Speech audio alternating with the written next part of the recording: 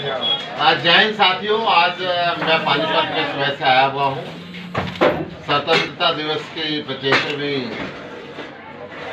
समारोह को मनाने के लिए पूरे पानीपत के अंदर बड़ी धूमधाम से आज अनेकों समारोह हुए और मैंने सबके अंदर मुझे शिरकत करने का मौका मिला।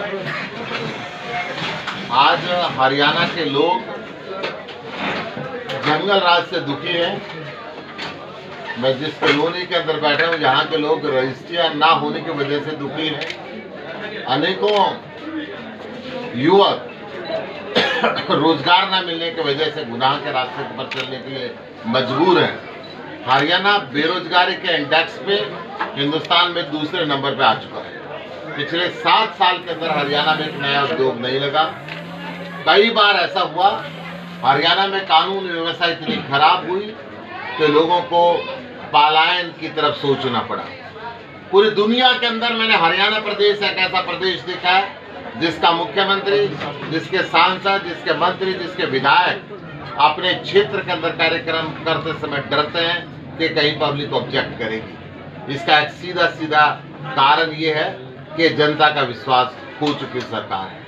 पिछले 8.5 महीने से देश का किसान बॉर्डर के ऊपर बैठा हुआ है। हरियाणा का मुख्यमंत्री कभी उनको आतंकवादी कहता है, कभी खालिस्तानी कहता है और कहता नहीं, ऐसा व्यवहार उनके साथ करता है।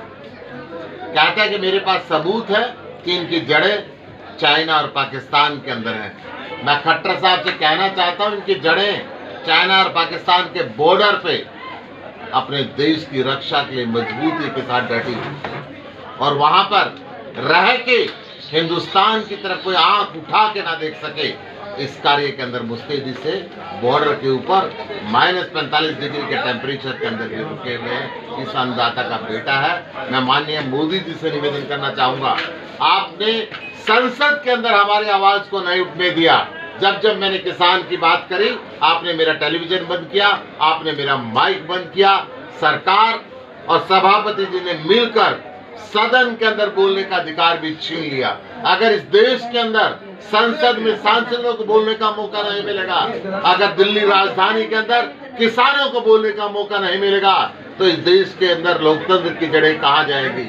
आज पेगासस के माध्यम से आप जजेस की जासूसी कराते हैं, आप सेना की जासूसी कराते हैं, आप मंत्रियों की जासूसी कराते हैं, आप संवैधानिक पदों पर बैठे हुए लोगों की जासूसी कराते हैं। और जब संसद में हम बात करने की मांग करते हैं, चर्चा की मांग करते हैं, प्रधानमंत्री और गृह मंत्री से निवेदन करते हैं कि आप सदन में आके इस बात पर चर्चा करो कि देश के संवैधानिक पदों पर बैठे हुए लोगों की आपने जासूसी क्यों कराई, तो आप उसका जवाब नहीं देते और सदन को डिम के अंदर बिल पास करते हैं। सदन के अंदर आप सांसदों के साथ दुर्व्यवहार तक की बातें सामने आती हैं, मैं उसकी भी निंदा करता हूं।